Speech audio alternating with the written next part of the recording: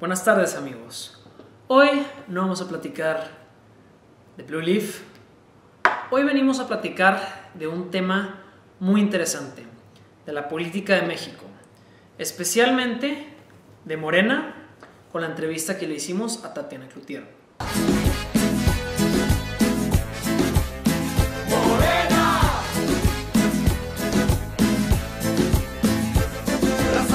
De piel morena, pueblo de México en general, vamos unidos a la faena por la regeneración total. Para entender un poco Morena, necesitamos entender a su fundador, Andrés Manuel López Obrador. Él es un político mexicano quien, de haber corrido con otros partidos políticos para la gobernatura, por ejemplo, de la Ciudad de México, en aquel entonces el Distrito Federal, él también corrió para la presidencia en el año 2006, que perdió contra Calderón, aunque fue una victoria un poco dudosa. Él se proclama como presidente en el Zócalo enfrente de toda la gente, pero a fin de cuentas él no es el presidente legítimo, y el presidente legítimo termina siendo Calderón en el año 2006 al año 2012. Agradezco su presencia y su respaldo. Estamos aquí congregados porque ante el fraude electoral del 12 de julio decidimos declarar abolido el régimen de corrupción y privilegios y comenzar la construcción de una nueva república. En el año 2012 están las elecciones y Andrés Manuel López vuelve a perder, pierde contra Peña Nieto, y ahorita, en 2018, él corre como presidente otra vez con su nuevo partido político, que es el Movimiento de Regeneración Nacional, Morena. Entonces, una de las cosas importantes del partido que tenemos que entender, una de las fechas importantes es el 2 de octubre del 2011, es cuando se crea Morena como un movimiento político social. Y entonces ahí es cuando empieza a progresar Morena. Después, el 20 de noviembre de 2012, Morena se convierte en una asociación civil, que es un poquito más formal. Ya el 1 de agosto de 2014, ya oficialmente se convierte en un partido político nacional. Y ahí es cuando ya está en la INE y ya está en absolutamente todo para que sea un partido de verdad. Y el 2 de junio de 2018, el partido gana la presidencia y también gana ya la mayoría en el Senado y en el Congreso. Votaron por nosotros y nos han dado su confianza para encabezar este proceso de cambio verdadero. Llamo a todos los mexicanos a la reconciliación. El nuevo proyecto de nación buscará establecer una auténtica democracia. No apostamos a construir una dictadura abierta ni encubierta. Actualmente el partido tiene una presencia nacional muy fuerte. Tiene 6 gobernadores de los 32 del país. Tiene a 346 alcaldes de 2043 posibles alcaldes en el país. Tiene a 259 diputados de los 500 que hay en la Cámara y es una mayoría. También tiene 60 senadores de los 128 y aunque no es mayoría, junto con su coalición de Juntos Podemos, él llega a la mayoría. Y finalmente, en la legislativa estatal, tiene 406 diputados de la legislativa estatal de los 1.112. Ya que aún sin asignar a los diputados y senadores plurinominales, Morena obtendrá la mayoría de los escaños. En la Cámara de Diputados, la coalición Morena, PT y Encuentro Social tendría 218 legisladores de mayoría relativa. Hay varios miembros destacados del partido de Morena, principalmente el fundador Andrés Manuel López Obrador. Además, su primer presidente, del año 2012 al año 2015, Martí Batres. Y actualmente la presidenta del partido es Jacob Polevensky, del año 2017 hasta el presente. Está el secretario de Organización, quien es Gabriel García Hernández, secretario de Finanzas, Alejandro Esquer Verdugo, secretario de Comunicación, César Yáñez Centeño Cabrera, secretario de Defensa, Carlos Alberto Figueroa Ibarra, y también el jefe de gobierno de la Ciudad de México, quien es Claudia Sheinbaum, del año 2018, que lo ganó. El actual gobernador de Puebla también es de Morena, quien es Miguel Barbosa Huerta. y el gobernador de Tabasco, quien es Adán Augusto López Hernández. Este domingo 2 de junio, dos políticos de Morena lograron algo que no ocurría desde hace años: arrebatarle el gobierno estatal al PAN en Puebla y Baja California. Los poblanos eran gobernados por el panismo desde 2011, mientras que los bajacalifornianos viven con gobiernos panistas desde 1989. Para entender mejor Morena, tenemos que enseñar un poco su ideología. Esto es de acuerdo con su declaración de principios de Morena. Su posición es de izquierda. No es que ya ganamos y nosotros a gobernar y ustedes a sus asuntos, a sus quehaceres. No, va a ser gobierno del pueblo, para el pueblo y con el pueblo. Una de las ideologías más presentes en el partido es el cadernismo. Es la ideología presentada por Lázaro Cárdenas, expresidente de México del año 1934 al año 1940. Y es la manera que el México gobernó así.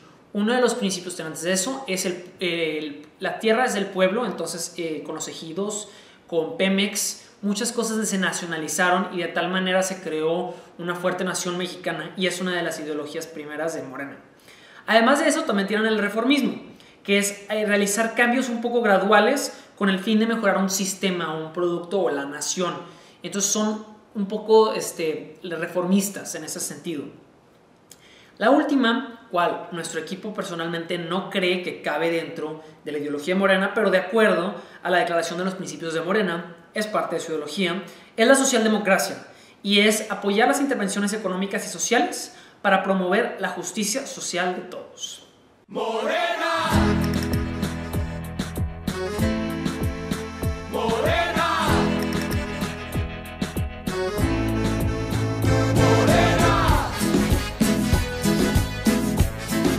Para entender un poco los problemas que está teniendo Morena al corto, medio y largo plazo, vamos a ir con Tatiana Cloutier, que nos va a explicar un poco de los problemas actuales del partido. Mi nombre es Tatiana Cloutier, soy originaria de Culiacán, Sinaloa, vengo de vivir en Monterrey desde los 18, llegué a estudiar, tengo 55, así que ahí sácale. Me dediqué o me vinculé con la política en este país por mi papá. Mi papá compitió para la gobernatura del estado de Sinaloa en el año de 1986, luego jugó para la presidencia de la República en el 88. ¿Y cuál ha sido mi relación en términos o cómo entendí yo la política? Y la sigo entendiendo así. Para mí la política es la búsqueda del bien común. ¿Qué hago yo en el espacio donde yo estoy para que las cosas mejoren? Y así fue como me empecé a vincular con ella. Me vinculé a través de la administración pública municipal. Trabajé en el municipio de San Pedro Garza García 3 administraciones. Trabajé 4 años en el gobierno estatal, en la parte de educación. Luego fui diputada federal. Luego regresé de México y me dediqué a crear ciudadanía. Cómo hacerle para que el ciudadano se empoderara y pudiera reclamar, cooperar, entender y sumarse a lo que tiene que hacer como ciudadano para fortalecer la política. Y competí en el 2009 en el municipio de San Pedro Garza García por la alcaldía, y lo hicimos de una manera muy sui generis. Ya estábamos vislumbrando la necesidad de tener candidaturas independientes y empezamos a pedir un partido prestado, no existían en aquel entonces. Luego competí en el estado de Nuevo León, aquí mismo, en el distrito 18, por la diputación, por la vía independiente. Ahí lo hicimos más de una manera, voy a decirlo, testimonial. Queríamos dibujar el producto, cómo había quedado la ley. Sí. En ese tiempo mi marido se enferma de cáncer y entonces yo tuve que, como todavía más anecdótico, seguir el tema. Y luego en el 2017 me sumo al proyecto de empezar a crear el Plan Nacional de Desarrollo de Andrés Manuel López Obrador. Y en el 18 me vuelvo la coordinadora de su campaña y ahorita soy diputada federal. Wow, es bastante. Pues así me involucré. Así es. Una de las maneras que Morena se distingue más de los demás partidos es por su ideología, que es muy presente. Esto nos lo puede explicar Tatiana Cloutier, quien ella es diputada federal del partido de Morena. Que el partido más con más ideología ahorita es Morena, puedes estar de acuerdo o no con la ideología, pero que están ahí por ¿sí? ¿Por qué? Porque los otros perdieron su esencia. Voy a hablar un poco de cada uno. Y pudiera ser bueno, te voy a decir, el verde. El verde de verde no tiene nada, ¿sí? El verde va por la lana y se acabó, ¿no? Sí. Y el verde anda buscando, sin hacer crítica de la belleza ni nada, pero gente bonita a quien poner en una plataforma y que pueda llegar para luego quitarla y luego poderse hacer de más recursos, ¿no? Entonces, pues eso no es ideología, es claridad de propósito, ¿no? Luego tienes el PAN. El PAN tenía, ¿no? ¿Sí? Tiene unos principios muy claros y los tiene estipulados, etcétera, pero si tú agarras al azar ahorita a militantes de ellos, no saben ni qué son los principios, ni para qué sirven, y mucho menos los viven. Si tú tienes el PRI anda ahorita como gallina descabezada, porque no sabe qué va a hacer ahora, ¿no? Entonces, pues no sé dónde ande ahorita, ¿no? Luego tú tienes voy a meterme al PES, el PES creo que también anda confundido, aunque apoyó un proyecto muy claro, pero anda confundido, porque es un partido más hacia un pensamiento más afín a lo mejor al PAN, pero apoyó un proyecto dentro de los márgenes más de izquierda, si así le queremos poner en el país. Luego tienes Movimiento Ciudadano. Movimiento Ciudadano ha sido un poco más inteligente en el término de decir quiénes son los que están de moda, cuáles son los temas que están de moda y vamos a abanderar esos temas. Entonces, sin ser un partido con ideología, si es un partido que dice, entiendo que yo sirvo para que los mejores lleguen al poder. Vamos a ponerlo así muy prácticamente. Y Morena, o el Movimiento de Regeneración Nacional, sí invitó con un esquema muy claro a qué te invitaba en el paquete y cuáles son los principios que sigue. Entonces creo que en ese sentido, por hoy es el partido, el PT. El PT también es un partido con mucha ideología, ese sí es como muy de izquierda en el tema, en el papel, pero pues en la práctica no creo que lo sea. Y ahí sí te digo, Morena ha sido como con más ideología de formación, y va a haber que probarlo si es cierto que la aplica o no en el tiempo que gobierne.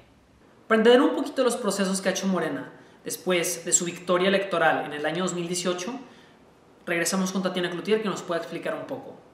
¿Cuál es para mí la mejor estrategia para mantenerte en el poder? Hacer bien tu trabajo. Esa estrategia es infalible. ¿Sí? Si tú haces tu trabajo bien, si tú le cumples a la gente va a decir, yo quiero de eso otra vez. ¿Qué ha hecho Morena? Y te lo puedo decir, lo hicimos en la Cámara de Diputados y yo me siento muy orgullosa de eso.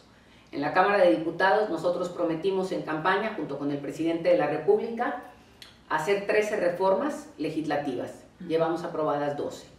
A la gente le prometimos que echaríamos abajo la reforma educativa y le echamos abajo, hicimos una nueva. A la gente le dijimos, vamos a ir por la revocación de mandato y por la consulta ciudadana, y se dieron estas. A la gente le dijimos, vamos a hacer delito grave y que se pague con pena de cárcel, al fraude electoral, el robo huachicol, y lo pasamos. Entonces, si tú me dices, si yo salgo a la calle otra vez, que a mí no me tocó hacer campaña, yo soy plurinominal, me tocó hacer campaña con el presidente o a favor del presidente, que es distinto. Pero si tú me dices, si los diputados de Morena federales salen a la calle y le dicen a la gente, ¿te acuerdas que yo te prometí esto? Mi listita de los 13 puntos, checklist. Y si la gente estaba de acuerdo con eso, dice, ellos sí te cumplen. Ese número 1. Número 2, el presidente. El presidente en todas las plazas de este país salió y nos dijo, ¿qué voy a hacer si yo gano? ¿Sí? Entonces de esas ha cumplido bastantes. Dijo, yo lo que voy a hacer es el programa de adultos mayores de una forma universal. Es decir, en lugar de que sea un programa electorero, que sea para todas las personas que cumplan 65 o 68, dependiendo de la región donde viven, y tengan su pensión. Entonces aquí cualquiera que la cumpla no le debe nada a nadie, yo ya cumplí la edad y ya tengo derecho. Entonces está cumpliendo lo que prometió. Puso el tema de las becas Benito Juárez, es decir, los jóvenes que están ingresando a la educación media superior puedan tener una posibilidad de estudiar y no tenerse que quedar fuera de la escuela si no tienen estas oportunidades. la está cumpliendo, no la ha cumplido al 100 porque es un programa que va en aumento. Sí. El programa de reforestación de toda la parte esta de Sembrando Vida. Tienes el programa de las tandas para gente en comunidades pequeñas o gente que está empezando un negocito y tú dices, oye, ¿sabes qué? Yo quiero empezar mi negocio, vamos a poner que ustedes dicen, queremos empezar un negocio de hacer videos, estoy inventando, ¿verdad? Entonces dices, nos falta lana porque queremos un crédito, porque queremos comprar tanto equipo. Ah, no tenemos cómo, pues vas y pides para la tanda, compras tu equipo, empiezas a pagar y luego después de eso va aumentando tu dinero de posibilidad de crédito para mucha gente que no tiene acceso al crédito en el banco, ¿no? Sí. Entonces te está cumpliendo con eso. Y si tú vas haciendo así como una lista, el presidente ha ido cumpliendo. Entonces, aquí no ha cumplido en otras. Entonces la gente va a decir, ah, mira, me prometió 10 cosas y me ha cumplido 8, pero no me ha cumplido en la seguridad. Y entonces la gente va a decir, a ver, quiero o no quiero esto, y son las evaluaciones que cada uno va a hacer. Claro. Y esto será cuando la sociedad, cuando un político va y te promete algo y te dice, yo voy a trabajar para que esto suceda, cuando llega a pedirte otra vez el voto, tú dirás, esto sí cumplen o no cumplen, y ahí tú lo evalúas y dices si lo quiero o no lo quiero. Para entender un poco de la polémica de la revocación de mandatario y la no reelección dentro del partido, vamos con Tatiana Cloutier, quien ella como diputada federal apoyó la legislatura para la revocación de mandatario.